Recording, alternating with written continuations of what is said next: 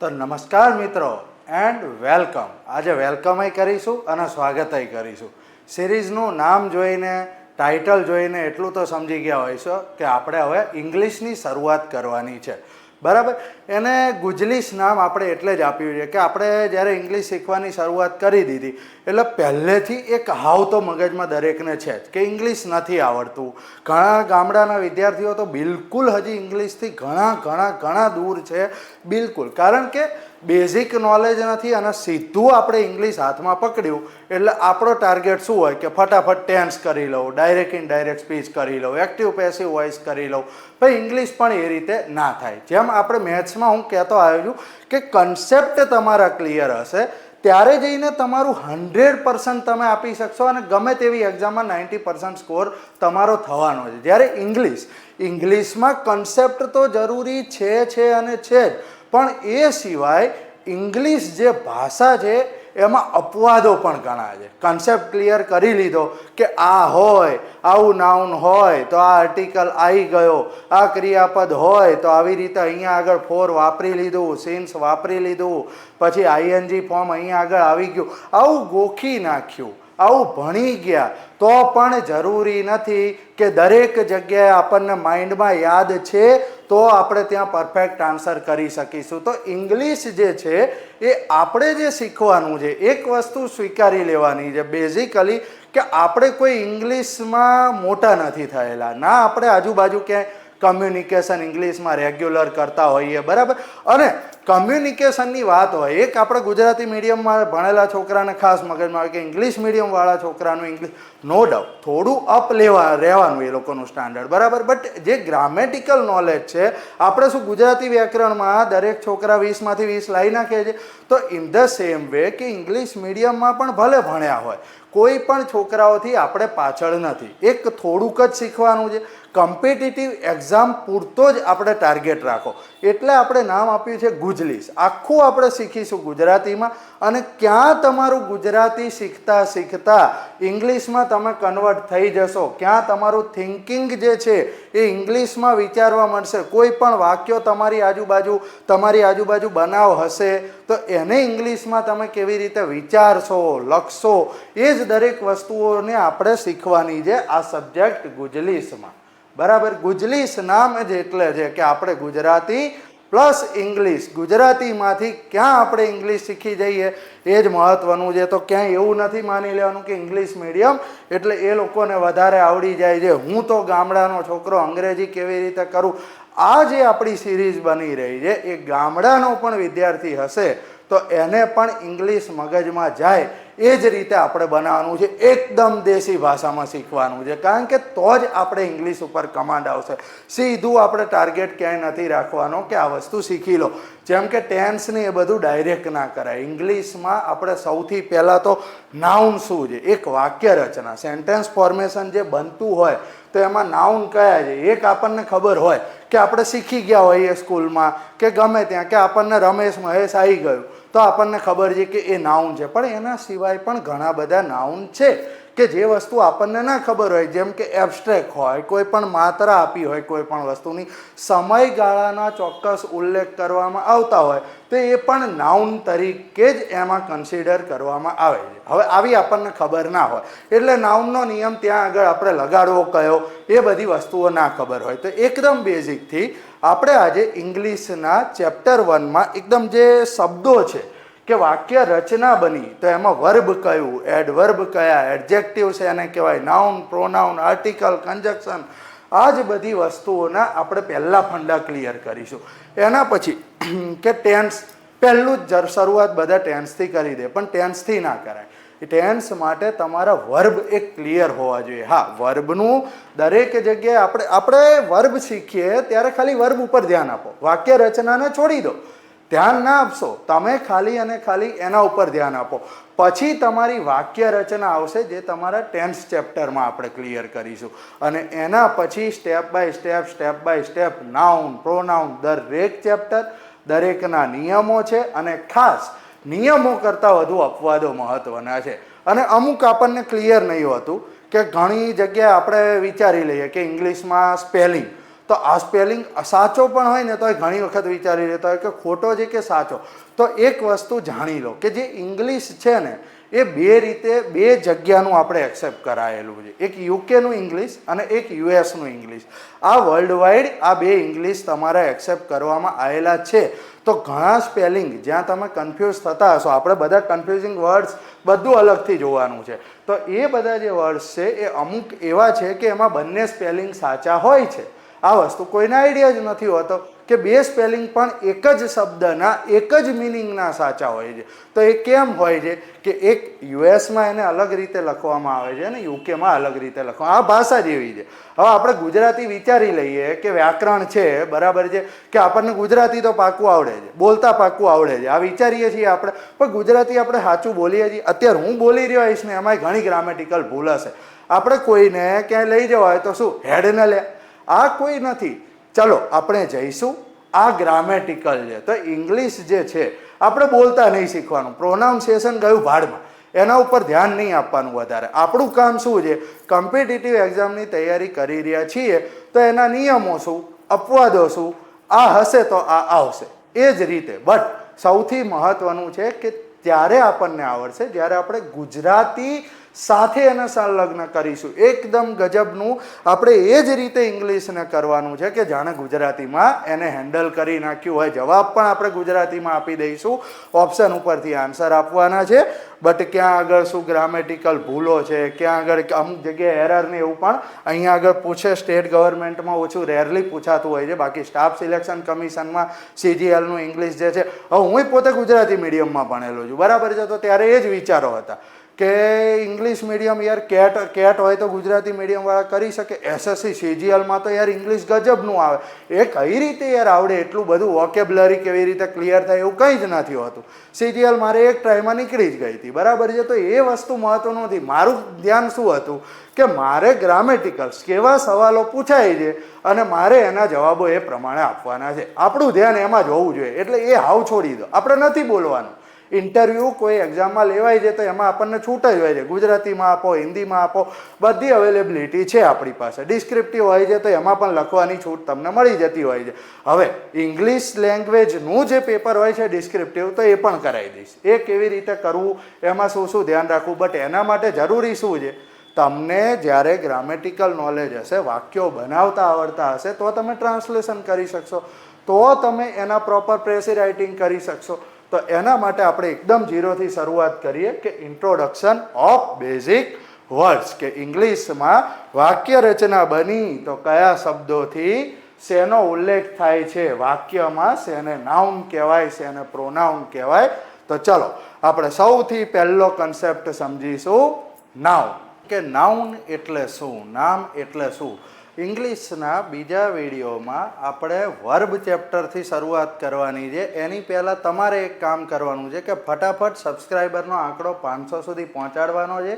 એના માટે શેર કરવામાં કોઈ મહેનત નથી થવાની, ફટાફટ શેર કરી દો કે હવે બધા સબ્જેક્ટ જે છે એ સારામાં સારી રીતે યુટ્યુબ ઉપર ફ્રીમાં બધું જ મળી રહેવાનું છે.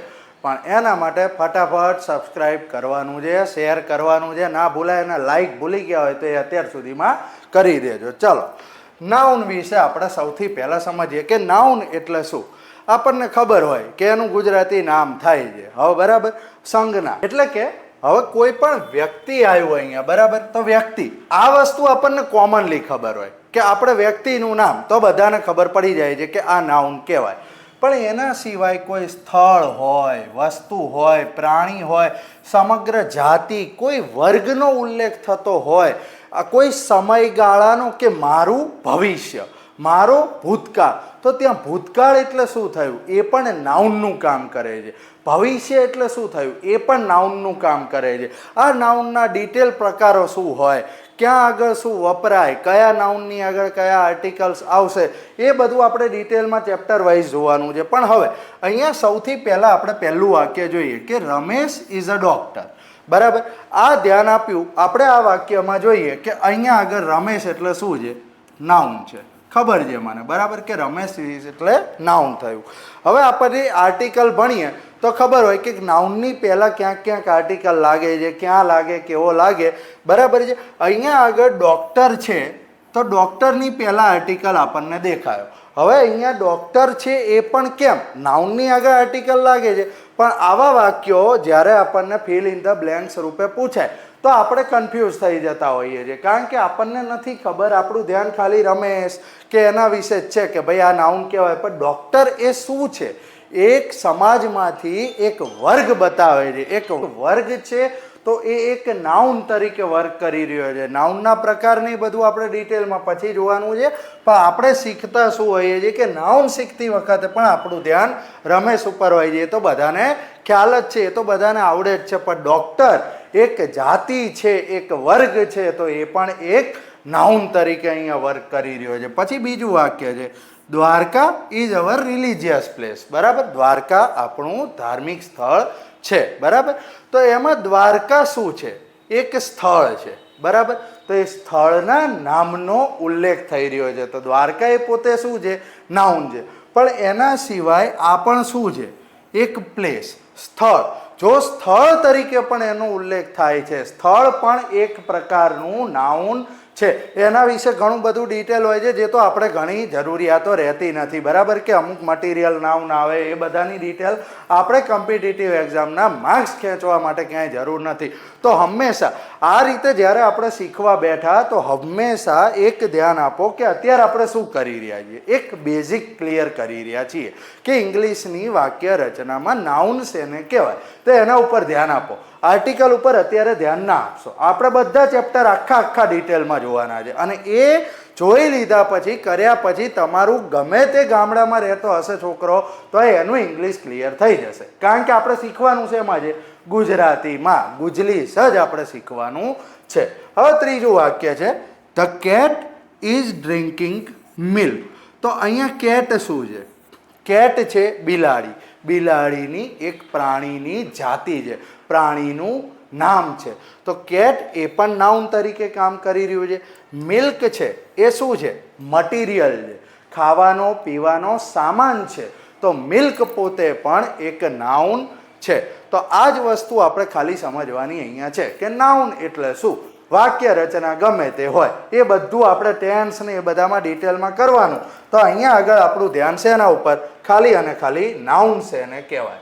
હવે બીજું આવે છે પ્રોનાઉન. પ્રોનાઉન એટલે શું?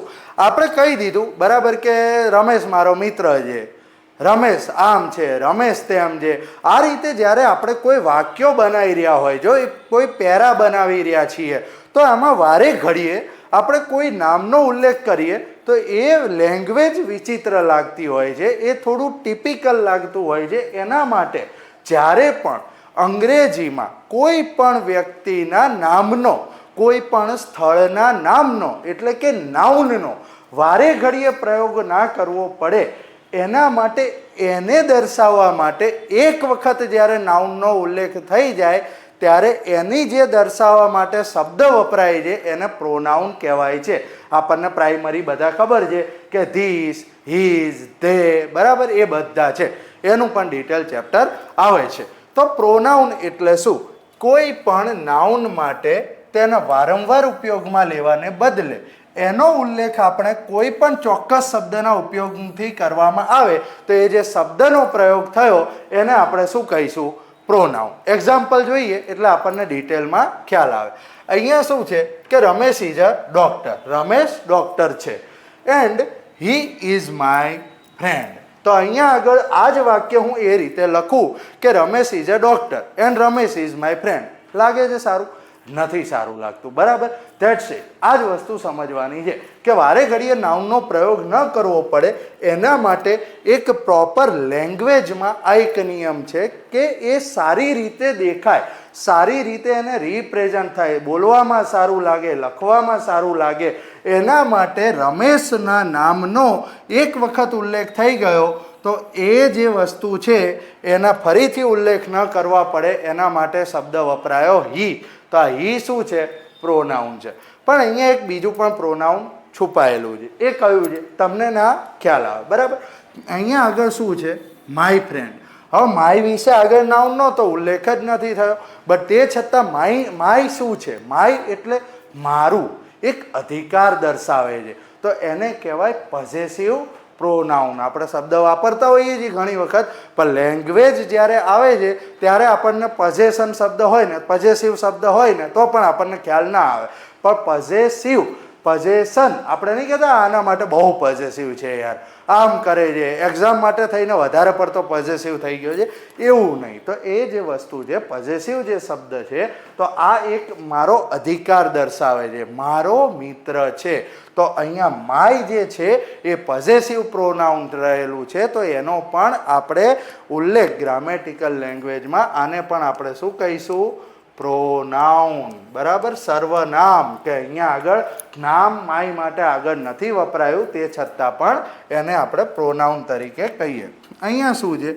This is my book and it is very interesting.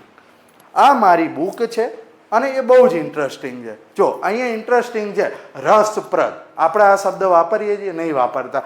તો આવી રીતે જ આપણે ઇંગ્લિશને પાકું કરવાનું છે કે લાઈક કોઈ પણ ભાષા હોય, જે પણ આપણે અમુક શબ્દોમાં કેમ તકલીફ જ નથી પડતી, અમુક શબ્દો ગુજરાતીમાં વિચિત્ર લાગે છે, કારણ કે એનો આપણે યુઝ એટલો કરીએ છીએ, એને આપણી લાઈફમાં આપણે ઢાળી દીધું છે. તો એ જ રીતે આપણે હવેથી એ શીખવાનું છે કે જ્યાં જ્યાં ગુજરાતી આપણે બોલતા હોઈએ, કોઈ પણ જગ્યાએ ઊભા છીએ, કોઈ પણ મિત્રો વચ્ચે વાર્તાલાપ થઈ રહ્યો છે, તો એ વસ્તુ વિચારો.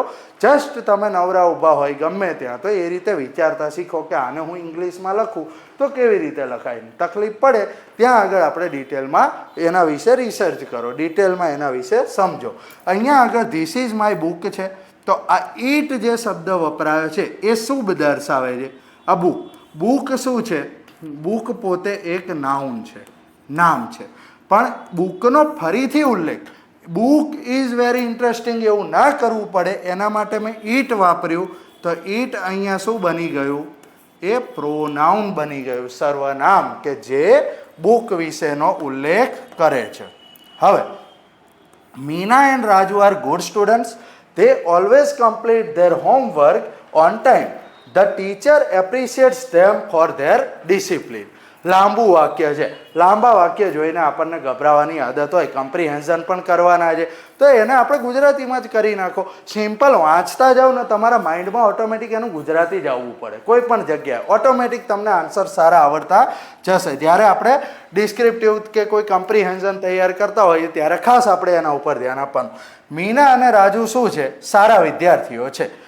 તે લોકો એમનું હોમવર્ક સમયસર પૂરું કરી દે છે અને ટીચર એમને એમની ડિસિપ્લિન છે એના માટે શું કરે છે? એપ્રિશિએટ. એપ્રિશિએટ એટલે કે વખાણવું, કોઈ પણ વસ્તુની કિંમત કરવી. આ વસ્તુને એપ્રિશિએટ કરે છે, આ વસ્તુને સારી બનાવે છે. કોઈ પણ વસ્તુની કિંમત આપણે કરીએ કે ના, હું આને એપ્રિશિએટ કરું છું, તે મારું આ કામ કરી નાખ્યું. આપણે આ રીતે શબ્દોને એ રીતે તમે ઢાળતા જાઓ કે જે આપણી નોર્મલ લેંગ્વેજમાં આપણે ક્યાંક ને ક્યાંક વાપરતા થઈ જઈએ કે તે મારું આ કામ કરી નાખ્યું ને એના માટે હું તને એપ્રિશિએટ કરું છું, તે આ એક્ઝામ ક્લિયર કરી નાખીને એના માટે તને એપ્રિશિએટ કરું છું, તું એપ્રિશિએશનના લાયક છે, તારું યાર કામ જ એવું છે. તો આપણે આ રીતે લેંગ્વેજમાં યુઝ કરો, ઓટોમેટિક શબ્દો વોકેબ્યુલરી પણ આપણી સાથે સાથે ક્લિયર થતી જશે. હવે અહીંયા આગળ પ્રોનાઉન શું છે? તો મીના એન્ડ રાજુ નામનો ઉલ્લેખ થઈ ગયો. પછી શું છે? ધે. આ ધે વપરાયું એ કોના માટે વપરાયું છે? મીના અને રાજુ માટે. તો ધે શું બની ગયું? એ પ્રોનાઉન તરીકે અહીંયા કામ કરે છે. પછી ધેર. ધેર એટલે એમનું હોમવર્ક કરે છે. તો એમનું હોમવર્ક, તો આ પણ શું છે? પ્રોનાઉન છે.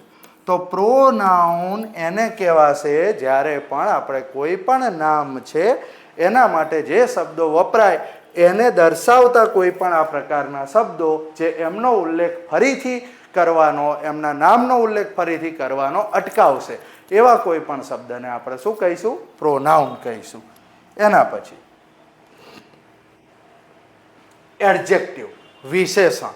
વિશેષણ એટલે શું? એક તો આપણે એમાં જ છુપાયેલો છે શબ્દ, ખાલી શબ્દનું ગુજરાતી કરો એમાં ઓટોમેટિક આપણને આઈડિયા આવી જાય. વિશેષણ એટલે શું? કોઈ પણ વિશેષતા, કોઈનામાં કોઈ સ્પેશિયાલિટી રહેલી છે.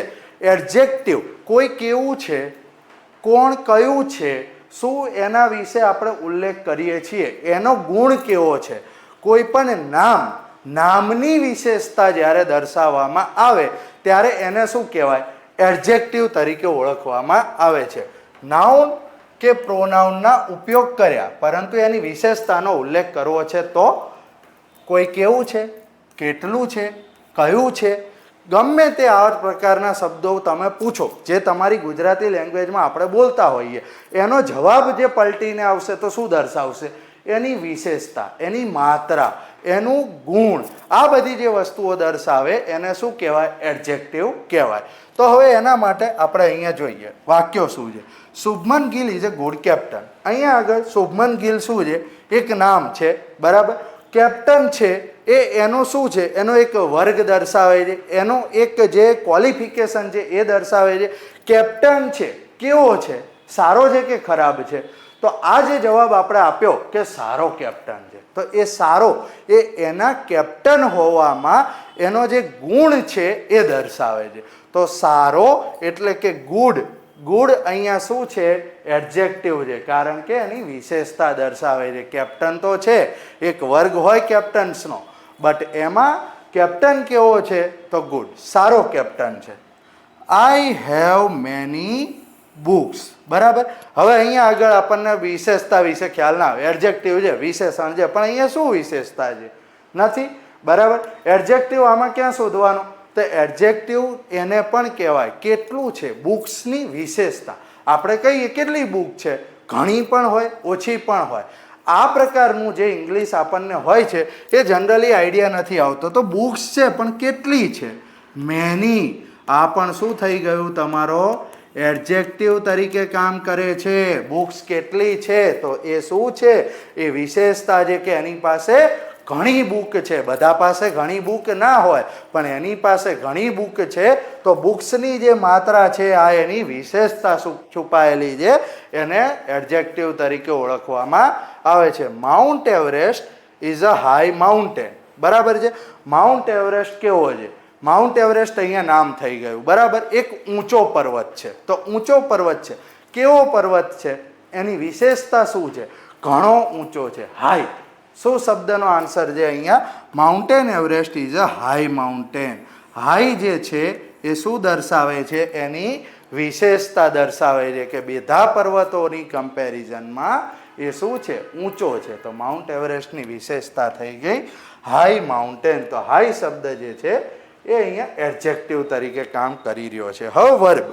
વર્બ એટલે પણ આપણને પ્રાઇમરી શું આઈડિયા હોય? વર્બ એટલે આપણે એટલું શીખ્યા છીએ કે ક્રિયાપદ, કોઈ કાર્ય થયેલું હોય. આ લગભગ બધાને આવડતું હશે, પણ ઘણા વર્બ એવા છે, વર્બ વિશે એટલું ડિટેલમાં પહેલું જ ચેપ્ટર આપણું એ છે, કારણ કે ટેન્સની પહેલાં એને શીખવું આપણે બહુ જરૂરી બને. ઘણા ટેન્સ ઉપર ડાયરેક્ટ મંડી પડશે, વાક્ય રચના ડુ પ્લસ V1 આવશે, ડુ પર V3. અરે આ બધું નથી કરવાનું. તમારી લેંગ્વેજને તમારે એવી બનાવી દેવાની છે કે ગુજરાતીમાં જ ઇંગ્લિશ આવી જાય. તો અહીંયા આગળ તમારે જે છે વર્બ. વર્બ એટલે ક્રિયાપદ. ક્રિયાપદ એટલે કાર્ય તો ખરું જ, કોઈ પણ કાર્ય કરી રહ્યું છે, કોઈ વ્યક્તિ વિશેનો ઉલ્લેખ, પણ કોઈ કાર્ય જ નથી કરી રહેલું. હું એમ કહી દઉં કે આઈ એમ અ ટીચર, તો હવે આમાં આગળ ક્રિયાપદ છે, આપણને ખ્યાલ આવે છે? નથી આવતો. તો અહીંયા આગળ કોણ શું છે એ પણ એક એનો જવાબ આપીએ ને, એ પણ ક્રિયાપદનો એક પ્રકાર છે. ક્રિયાપદમાં આપણે મોડલ્સનો ઉપયોગ થાય છે, માર્જિનલ ઓક્ઝિલરી વર્બનો ઉપયોગ થાય છે, પછી હેલ્પિંગ વર્બ, મેઇન વર્બ. આ બધી જ વસ્તુઓ, કયા કયા શબ્દો એવા છે જે ઓનલી મેઇન વર્બનું કાર્ય કરે છે, કયા શબ્દો એવા છે જે મોડલ્સ તરીકે કાર્ય કરશે, હેલ્પિંગ વર્બ તરીકે કાર્ય કરશે, એ બધું સમજીએ આપણે. પણ સૌથી પહેલાં આપણને એ જ ના ખબર હોય કે આઈ એમ અ ટીચરમાં એમ શું છે. એમ એ પોતે પણ વર્બનું કામ કરે છે. આ જ બેઝિકલી આપણને ના ખબર હોય તો આપણે એ વસ્તુને આગળ સમજી શકીએ નહીં. કોઈ શું કરી રહ્યું છે, જે જવાબ આપીશું એને ક્રિયાપદ કહેવાય. આ શું થયું? કાર્ય. પણ એના સિવાય કોઈ શું છે, કોઈ કેવું છે, એનો જે જવાબ આપીશું તો એ જવાબમાં આપણે કોઈ ક્રિયા કે કાર્ય નથી છુપાયેલું. તે છતાં અહીંયા શું છે? He is a cricketer. તો અહીંયા આગળ ઈજ જે શબ્દ છે એ પણ શું છે?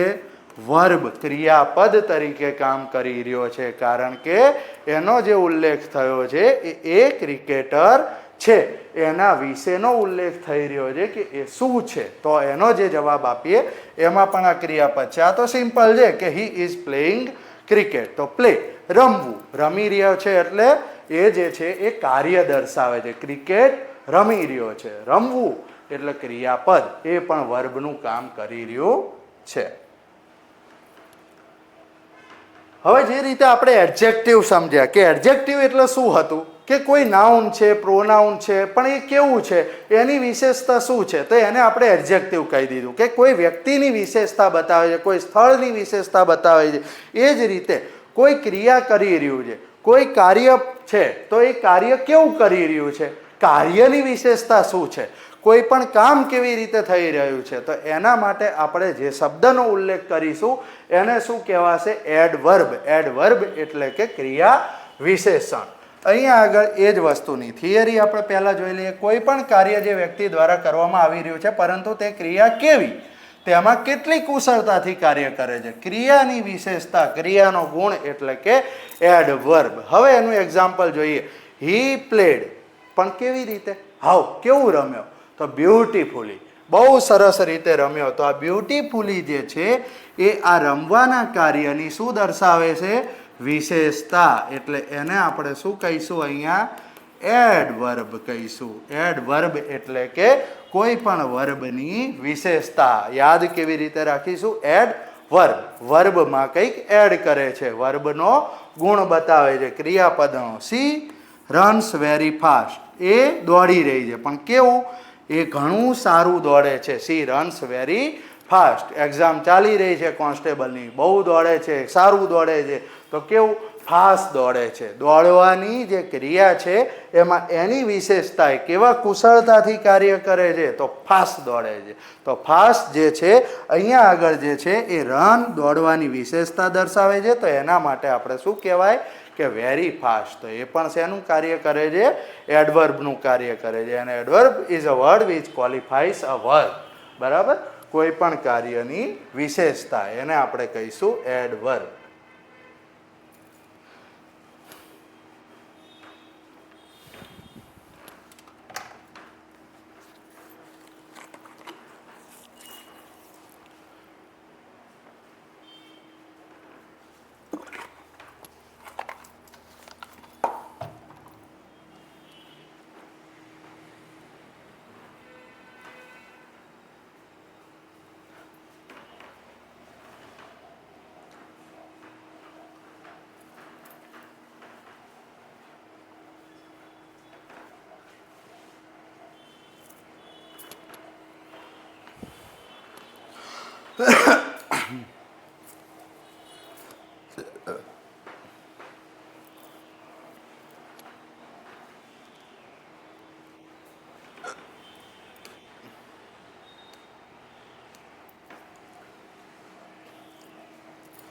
એના પછી હવે કંજક્શન, સંયોજક. કંજક્શન એટલે કે શું? જોડવું. કોઈ પણ બે કાર્યો છે એને જોડવા છે, કોઈ પણ બે વાક્યો છે એને જોડવા છે, કોઈ પણ નામ છે એને જોડવા છે. તો એ જે જોડાણ છે, એ જે શબ્દ એના માટે વપરાય, એન્ડ હોય, બટ હોય, સો, કારણ છે, આ થઈ ગયું, સો આ બની ગયું. તો આપણે સો શબ્દ જે વપરાયો એ બે વાક્યોને જોડે છે. રામ એન્ડ લક્ષ્મણ, રામ અને લક્ષ્મણ બે નાઉન છે, એને એન્ડ જોડી રહ્યું છે. તો આ રીતે જ્યાં કોઈ પણ વાક્યોમાં, શબ્દોમાં બે અલગ અલગ વસ્તુનું, વાક્યોનું જ્યાં જોડાણ થાય છે, એ જોડાણ માટે જે શબ્દો વપરાય છે એ શું કહેવાય છે? Conjunction. And, but, or, because, સો. આ આપણે જનરલી જોનારા કંજક્શન છે. એના સિવાય ઈ, ઓલ્ધો, નાઇધર, નોર, આવા ઘણા બધા જે શબ્દો છે, એઝ ઇફ, માની લો કે ઘણા બધા, એ બધા જ શબ્દો શું કહેવાય છે? કંજક્શનનું કામ કરતા હોય છે. તો અહીંયા આગળ સૌથી પહેલા વાક્ય શું છે? I wanted to go but it was raining. મારે તો જવું હતું પણ વરસાદ થઈ રહ્યો હતો. તો આ શું છે?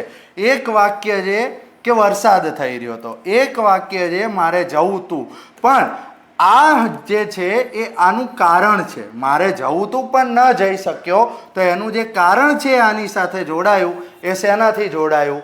બટથી. But it was raining. વરસાદ થઈ રહ્યો હતો, એના કારણે હું ના જઈ શક્યો. તો એના કારણે બટ, પણ હું ના જઈ શક્યો, એ જે છે એ શું છે? જોડાણનું કામ કરે છે. તો અહીંયા બટ જે છે એક તમારો કન્જક્શન છે. પછી એના નિયમો આપણે ડિટેલમાં જોવાના છે. You can have T or coffee, તમે ચા અથવા તો કોફી લઈ શકો છો.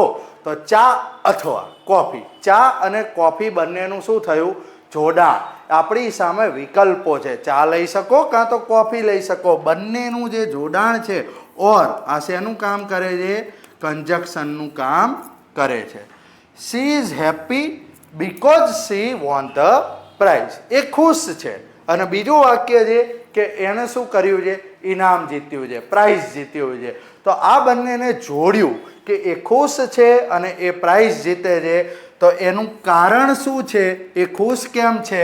Because she won the prize. તો બીકોઝ એ શું અહીંયા કામ કરી રહ્યું છે? બે અલગ અલગ ક્રિયા, બે અલગ અલગ કાર્યને જોડવાનું કામ કરી રહ્યું છે. બે વાક્યોનું જોડાણ થઈ રહ્યું છે. It was late so we went home, મોડું થઈ ગયું હતું એટલે અમે ઘરે જતા રહ્યા. એટલે શું છે? કારણ. મોડું થઈ ગયું હતું એટલે અમે ઘરે જતા રહ્યા. તો આ જે બે વાક્યો છે એનું જોડાણ જે કર્યું એ કોણે કર્યું? સો, કારણ આપી રહ્યા છે. તો એટલા માટે અહીંયા સો શેનું કામ કરે છે? કન્જક્શનનું કામ કરે છે.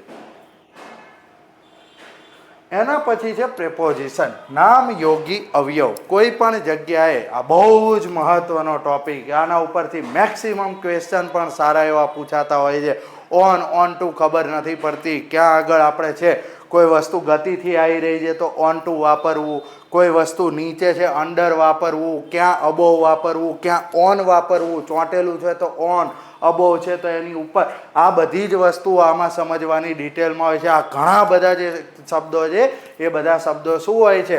પ્રેપોઝિશન કહેવાય છે, કે જે કોઈ પણ વસ્તુનું શું દર્શાવે છે? પ્રેપોઝિશન એટલે કે એવો શબ્દ જે નામ કે સર્વનામ તથા અન્ય કોઈ વસ્તુ વચ્ચેનો સંબંધ દર્શાવે છે. ટેબલની ઉપર છે, પછી આ વ્યક્તિ ઉપરના ફ્લોર ઉપર રહી રહ્યો છે, તો આ શું છે?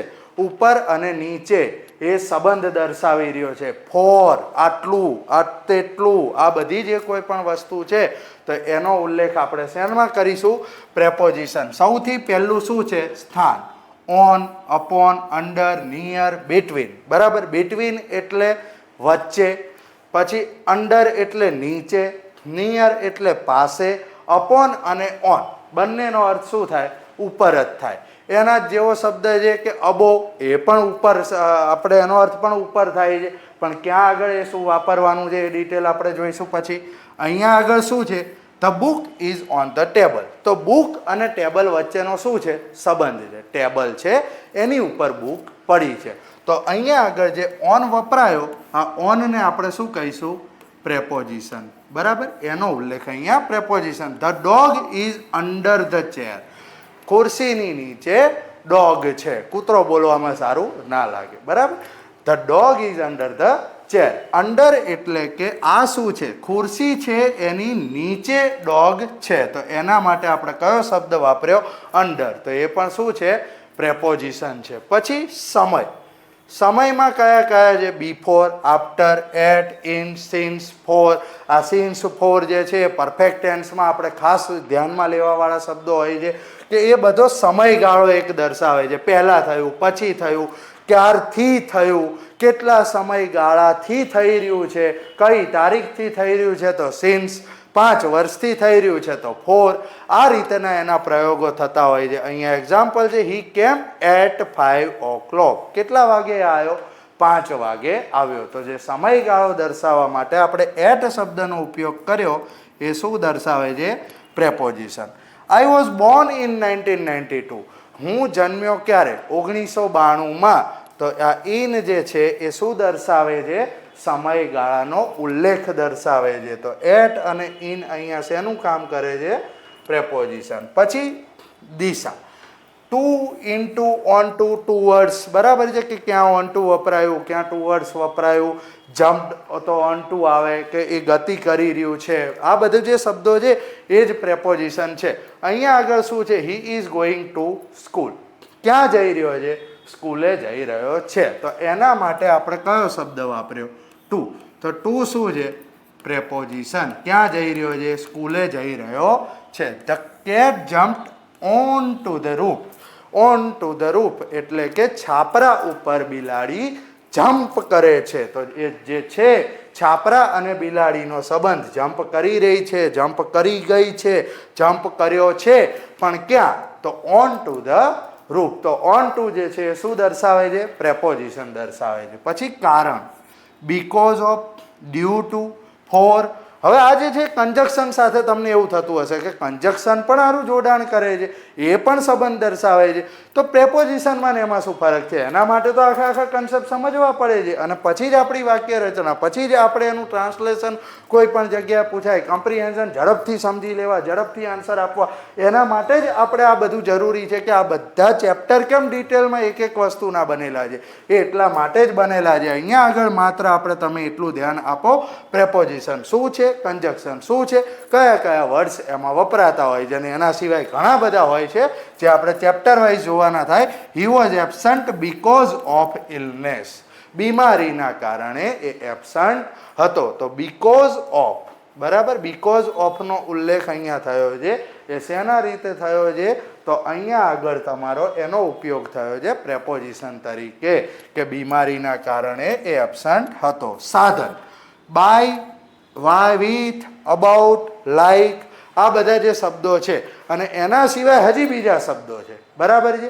તો એ બધા જે શબ્દો છે એ અહીંયા પ્રેપોઝિશન તરીકે કઈ રીતે વપરાય? The letter was written by her. કોના દ્વારા લખાયેલો છે? એના દ્વારા લખાયેલો છે. તો બાય શબ્દનો ઉલ્લેખ અહીંયા શું દર્શાવે છે? એ પ્રેપોઝિશન દર્શાવે છે. He cut the apple with a knife. એણે સફરજન કાપ્યું. શેનાથી? બાય ધ નાઇફ કેમ નથી આવતું? કેમ અહીંયા આગળ બાય આવ્યું? કેમ અહીંયા વિથ આવ્યું? એ બધું સમજવાનું થાય છે. પણ અહીંયા આગળ આપણું ધ્યાન છે એના ઉપર, વિથ છે. વિથ શું દર્શાવે છે? પ્રેપોઝિશન દર્શાવે છે. તો આ રીતે એનો પ્રયોગ થાય છે બે સંબંધો દર્શાવવા માટે. પછી આર્ટિકલ્સ. આર્ટિકલનો પ્રયોગ જનરલી ક્યાં આગળ થતો હોય છે? કે નાઉનની પહેલા. ઘણી વખત નાઉનની પહેલા એડજેક્ટિવ વપરાતો હોય ને, તો એ એડજેક્ટિવની પહેલા નાઉન આ આર્ટિકલ વાપરવાના આવતા હોય છે, બરાબર છે. અહીંયા આપણે સૌથી પહેલા ખાલી બેઝિક શીખવાનું છે કે આર્ટિકલ કયા કયા છે. બધાને ખબર હશે લગભગ, એ, એન અને ધ. અને તે છતાં એના ઉપરથી 3 તો એક ઓપ્શન છે ને, એમાંય તો આપણે ક્વેશ્ચન પૂછાય 4 ઓપ્શન વાળા, તો આપણે કરી નથી શકતા હોતા. તો એના માટે બેઝિક અત્યારે હાલ ખાલી કેટલું ધ્યાન કે એક કોઈ ચોક્કસ અને વિશેષ હોય, જ્યારે પણ કોઈ નામ વિશેષ હોય કે ઓનલી વન એન્ડ ઓનલી એ જ છે, એ જ સ્પેશિયલ છે, તો એ પ્રકારના કોઈ પણ નાઉનની આગળ હંમેશા તમારે ધ વાપરવાનું થાય છે.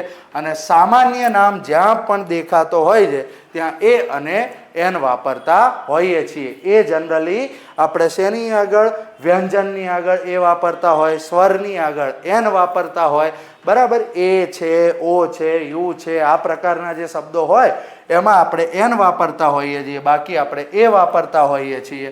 તો જે ખાસ અથવા ચોક્કસ દર્શાવવા માટે થાય એ શું કહેવાય છે? એ ત્યાં આગળ આપણે શેનો ઉપયોગ કરીએ છીએ? The. I so the moon last night. તો અહીંયા આગળ ધ મૂન છે. ધ મૂન કેમ છે? ચંદ્ર એકમાત્ર છે. એના માટે કંઈ આપણે કોઈ એવું નથી કે પેલો ચંદ્ર જોયો કે આ ચંદ્ર જોયો, એ વન એન્ડ ઓનલી છે. તો એના માટે હંમેશા આપણે શું વાપરવું પડે? ધ વાપરવું પડે. પછી બીજું વાક્ય કે સામાન્ય નાઉન માટે, he is a doctor. Doctor શું છે? એક સામાન્ય વર્ગ છે. સામાન્ય વર્ગ છે, ઘણા બધા ડોક્ટર હોય છે. તો એના માટે આપણે એ વાપરવાનું આવે છે, કારણ કે એ વન એન્ડ ઓનલી નથી. હી ઇઝ અ ડોક્ટર, બીજા પણ ઘણા બધા ડોક્ટર છે. તો આપણે અહીંયા આગળ શેનો પ્રયોગ કરેલો છે? એ. સી બાઉટ એન એપલ, બરાબર. સફરજન એણે લીધું, પણ ઘણા બધા સફરજન છે, બીજા બધા પણ સફરજન લઈ ગયા.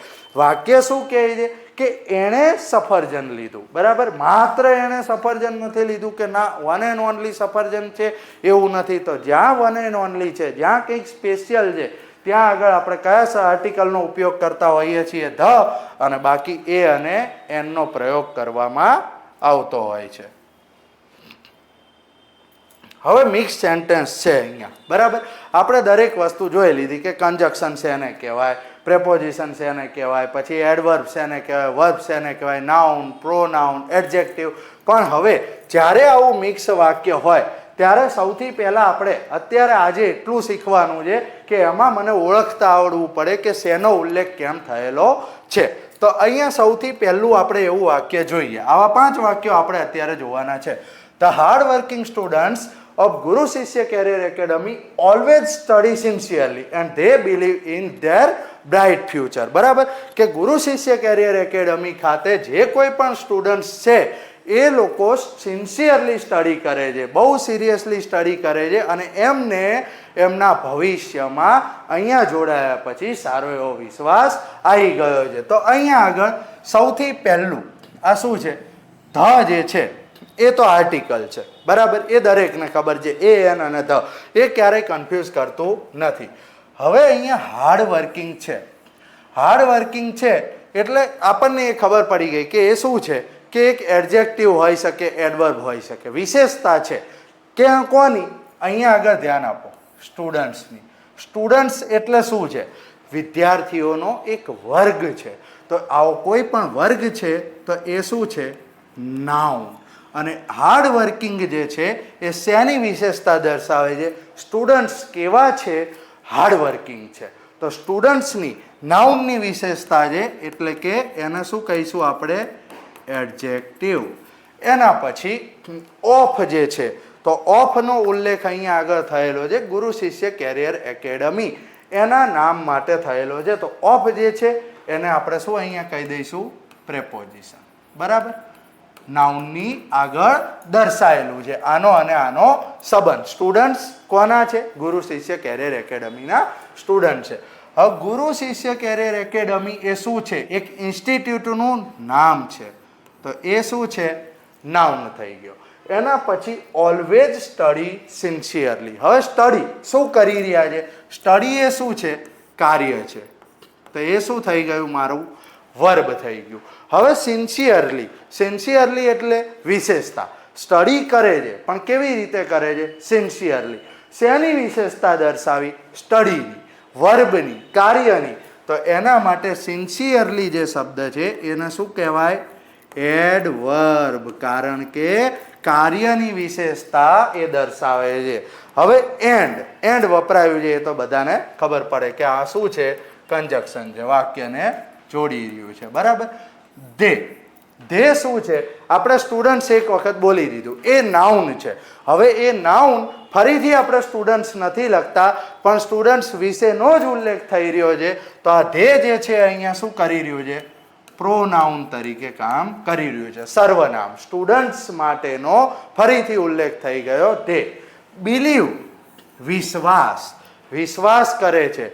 કાર્ય, બિલીવ અંદરથી માનવું. કાર્ય નથી થઈ રહ્યું પ્રેક્ટિકલી, બટ બિલીવ અંદરથી એક વિશ્વાસ આવી રહ્યો છે. તો બિલીવ, વિશ્વાસ કરવો, એ શેનું કામ કરે છે? વર્બ. આ પણ શું છે? ક્રિયાપદ છે. ઇન ધેર એટલે શું છે? ફરીથી આપણે કોનો ઉલ્લેખ કર્યો? સ્ટુડન્ટ્સ. સ્ટુડન્ટ્સ માટે આપણે ધેર શબ્દ વાપર્યો. તો ધેર અહીંયા આગળ આપણું શું થઈ જશે? પ્રોનાઉન, સર્વનામ. એના પછી બ્રાઇટ ફ્યુચર. અહીંયા આગળ જનરલી કન્ફ્યુઝ થતા હોય, બરાબર, કે અહીંયા આગળ શું છે? ફ્યુચર વિશે ખાસ ખ્યાલ ના આવે. ફ્યુચર એટલે પહેલી નજરે આપણને સમય લાગે, પણ શું છે? સમય શું છે? કે એમનું ભવિષ્ય અહીંયા બતાવી રહ્યો છે. ભવિષ્ય, મારું ભવિષ્ય. જ્યાં મેં પહેલા કીધું હતું કે મારો ભૂતકાળ, મારું ભવિષ્ય, તો એ પણ એક સમય છે પરંતુ એ ઉલ્લેખ શેનો થઈ રહ્યો છે? એક સ્થિતિ. એક સ્થિતિ, મારા ભવિષ્યની સ્થિતિ. તો એને શું કહીશું આપણે? નાઉન કહીશું. અને નાઉન કેવું? અહીંયા શું છે? બ્રાઇટ. બ્રાઇટ એટલે ભવિષ્ય કેવું, ફ્યુચર કેવું. તો બ્રાઇટ જે છે એ નાઉનની વિશેષતા દર્શાવે છે એટલે એને આપણે શું કહીશું? એડજેક્ટિવ કહીશું. તો આ રીતના શબ્દો જ્યારે પણ મિક્સ થાય, હવે આખી વાક્ય રચના આપણે મિક્સ કરી, સૌથી પહેલાં આ સમજવું જરૂરી છે, ત્યારે જઈને આપણે એના નિયમો શીખીએ તો કંઈક મજા આવે. હવે બીજું છે, a brave boy runs quickly but he also helps his friends patiently. એક જે બહાદુર છોકરો છે એ ફાસ્ટ દોડે છે, બરાબર છે, ક્વિકલી દોડી નાખે છે, પરંતુ શાંતિથી એના મિત્રોની મદદ પણ કરે છે. તો એમાં હવે સૌથી પહેલા બોય. બોય શું થઈ ગયું? નાઉન. એક વ્યક્તિનો ઉલ્લેખ, ચાહે એનું નામ વપરાયું હોય, રમેશ મહેશ વપરાયું છે, કે ચાહે બોય, બોય એટલે એક જાતિ વર્ગ, તો એ શું દર્શાવે છે અહીંયા? નાઉન. હવે આ બ્રેવ, એ તો ખબર, એ છોડી દો, એ એન ધ નિયમો જ શીખવાના છે. એ એન ધ જ્યાં આવ્યું ત્યાં આર્ટિકલ છે, એમાં કોઈ આપણે સમજવાની જરૂર નથી. બ્રેવ, બ્રેવ એ શેની વિશેષતા દર્શાવે છે? બહાદુરી. એક બહાદુર છોકરો છે એની વિશેષતા દર્શાવે છે, પણ કોની? છોકરાની. એટલે કે નાઉનની વિશેષતા અહીંયા દર્શાવી, એને આપણે શું કહીશું? એડજેક્ટિવ કહીશું. રન્સ શું છે? ક્રિયા છે, દોડી રહ્યો છે, તો એને આપણે કહીશું વર્બ. ક્વિકલી, ક્વિકલી શું? દોડી રહ્યો છે, કાર્યની વિશેષતા છે, તો એને આપણે શું કહીશું? એડવર્બ. પછી બટ, બટ આવી ગયું, બરાબર છે. બટ એટલે કોઈ પણ બે વાક્યોને જોડી રહ્યું છે, તો અહીંયા શેનું કામ કરી રહ્યું છે? કન્જક્શનનું કામ કરી રહ્યું છે. હી, હી એટલે આ બોય નાઉન હતો, એનો ફરીથી ઉલ્લેખ આપણે ટાળ્યો અને એના માટે આપણે કોઈ વસ્તુને વાપર્યું, તો એને શું કહીશું? પ્રોનાઉન, સર્વનામ. Also helps his friends patiently. તો અહીંયા આગળ હિજ જે છે એ ફરીથી શું થઈ ગયું? પ્રોનાઉન. કારણ કે નાઉનનો ઉલ્લેખ અહીંયા ટાળ્યો. ફ્રેન્ડ્સ શું થઈ ગયો? વર્ગ. એના મિત્રોનો એક વર્ગ થયો, તો એને આપણે શું કહેવાય? નાઉન. હવે અહીંયા પેશન્ટલી છે અને અહીંયા હેલ્પ્સ છે. હેલ્પ્સ એટલે એક શું છે? ક્રિયા છે, મદદ કરે છે, કાર્ય થઈ રહ્યું છે, તો એને કહેવાય આપણે વર્બ. અને અહીંયા આગળ આપણે આદત શું હોય? જનરલી છોકરાઓની હેબિટ હોય સ્ટુડન્ટ્સને કે આ જે છે ફ્રેન્ડ્સ અને જોડે છે, તો એને શું માની લીધું? કે એને એડજેક્ટિવ માની લીધું. ઇંગ્લિશમાં સૌથી ખાસ સમજવાનું છે કે અહીંયા શું છે? He also helps his friends પેશન્ટલી.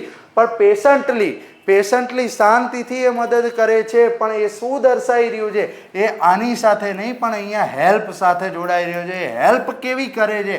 Help કેવી રીતે કરે છે? એના વિશે દર્શાવી રહ્યો છે. તો પેશન્ટલી એ શું થઈ ગયું? એડવર્બ, મદદ કેવી. તો આ ખાસ સમજવાનું છે કે ઇંગ્લિશમાં ક્યાંય તમારે એ નહીં માની લેવાનું કે એક શબ્દ પછી બીજો શબ્દ છે તો એ નાઉન સાથે જોડાયેલો છે. આખા લાંબા લાંબા વાક્યો આવશે ત્યાં હું તમને ડિટેલમાં સમજાવીશ કે અહીંયા આગળ કેમ આપણે બહુવચન છે તે છતાં એક વચન વાળું જ આપણે ક્રિયાપદ વાપર્યું. તો એ હોય છે ઘણી વખત કે વાક્ય શરૂ થઈ રહ્યું હોય, એનું કાર્ય છેક વાક્યના એન્ડમાં હોય, તો ત્યારે આપણે સિંગ્યુલર, પ્લુરલ એ બધું જોઈને વાપરવું પડે. ત્રીજું વાક્ય છે, The sun rises beautifully and it gives light every day. બરાબર, સૂર્ય સારી રીતે ઉગે છે, સૂર્ય સરસ રીતે ઉગે છે અને તે શું કરે છે? રોજ તમને અજવાળું આપે છે, રોજ તમને પ્રકાશ આપે છે. અહીંયા ધ કેમ વપરાયો? ખબર જ છે કે વન એન્ડ ઓનલી છે. સન એટલે શું છે? સૂર્ય. સૂર્ય શું છે? નાઉન થઈ ગયું. પછી રાઇઝિસ, બરાબર, ઉગે છે. શું થાય છે? ક્રિયા થઈ રહી છે. તો અહીંયા આગળ આપણે શું કહીશું? વર્બ. બ્યુટીફુલી, ઉગે છે કેવી રીતે? બ્યુટીફુલી. તો એ શું થઈ ગયું? ક્રિયાની વિશેષતા. તો એ એડવર્બ છે, એન્ડ છે, જોડી રહ્યું છે. શું કહીશું આપણે? કન્જક્શન. પછી ઈટ છે. ઈટ એટલે શું છે? સનનો ફરીથી ઉલ્લેખ નથી કર્યો, તો એ શું થઈ ગયું? પ્રોનાઉન. એના પછી ગિવ્સ. ગિવ્સ એટલે કાર્ય. શું થઈ ગયું? વર્બ. એના પછી અસ. અસ એટલે કે અમને, કોઈ પણ નામ, આપણું, ડાયરેક્ટ ઉલ્લેખ. આપણે પહેલા જ વિધાનમાં જોયું હતું કે માય ફ્રેન્ડ, પોઝેસિવ, પોઝેશન વાળું પ્રોનાઉન. તો આપણે અહીંયા આગળ અસને શું કહીશું? ડાયરેક્ટ પ્રોનાઉન તરીકે જે વપરાયું છે, કોઈ નાઉન નથી દર્શાવતું. ભલે અસ એ જાતિ છે, પણ એનો ઉપયોગ અહીંયા શું થઈ રહ્યો? સર્વનામ તરીકે થઈ રહ્યો છે. તો અહીંયા અસ એટલે કે પ્રોનાઉન. Light every day. તો લાઇટ શું છે? પ્રકાશ એટલે કે નાઉન. એવરી ડે સમયગાળો દર્શાવી રહ્યો છે. એના પછી